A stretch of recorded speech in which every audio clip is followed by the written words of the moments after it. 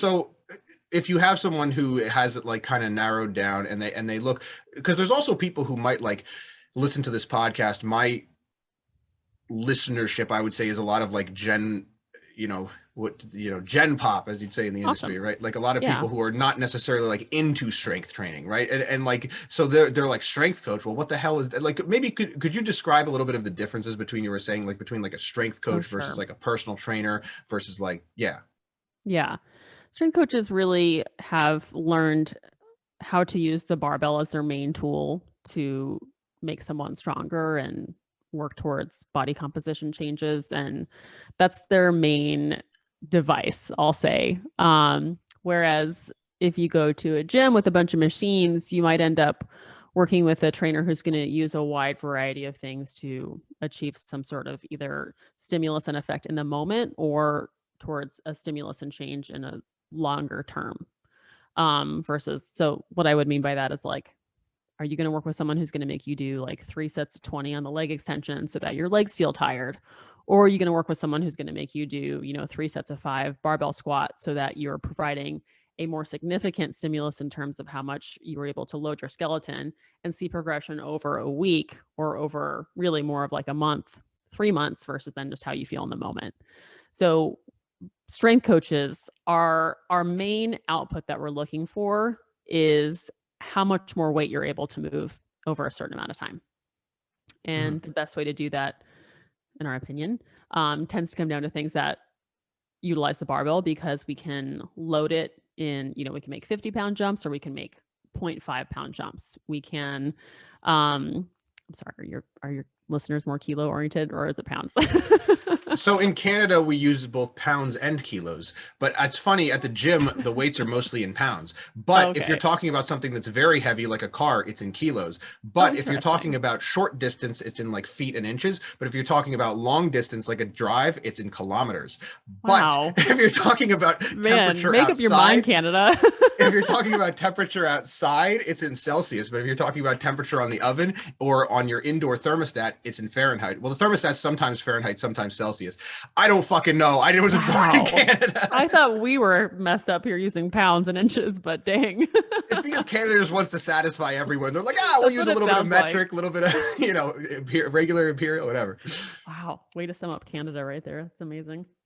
Yeah, But that's it. anyway, strength coaches are going to be like, if you have determined that it's important for you to be able to move yourself and other objects well, or if you've gone to the doctor and you found out that you need to start worrying about the density of your bones, or if or if you're like needing to make sure you can live on your own longer, that all comes down to how much muscle you have on your skeleton.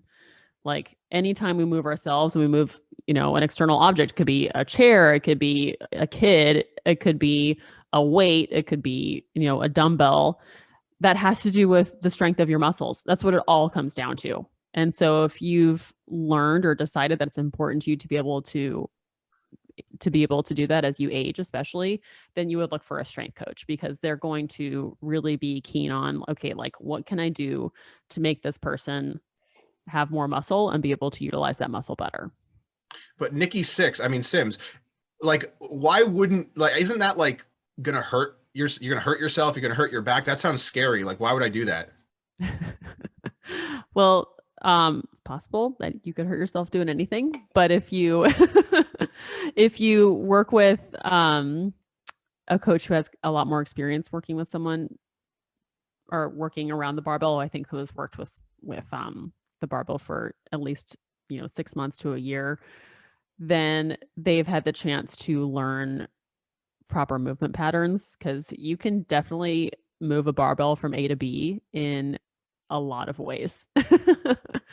And there are certain ways that you can move them where, your spine doesn't turn into like an angry cat or like a super arched back position. Like whenever your skeleton is loaded, it's best that your spine stays pretty stable and doesn't act like it is a series of joints. It needs to pretend like it's, rebar. But barbell training is actually quite safe, because you end up doing movements that are that you do unloaded regularly, like squatting, picking things up off the floor. But with the barbell, you start adding a little bit more weight and making your skeleton ideally move in a way that it's designed to move. We just progressively overload it.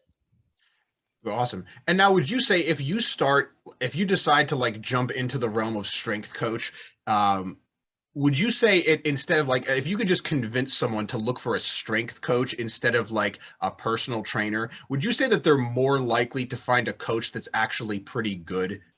Would you say that that's probably true? That's an interesting question. Yeah, actually, now that you say that, I could see how that would be more accurate because someone who's chosen to become a strength coach has decided to specialize. And when Mhm. you decide to specialize, you start to educate yourself more and you start to really hone in on the things that you want to get good at. And anybody who's decided to do that just means that they've spent more time learning and they've gone from wanting to be good at everything to wanting to be great at something.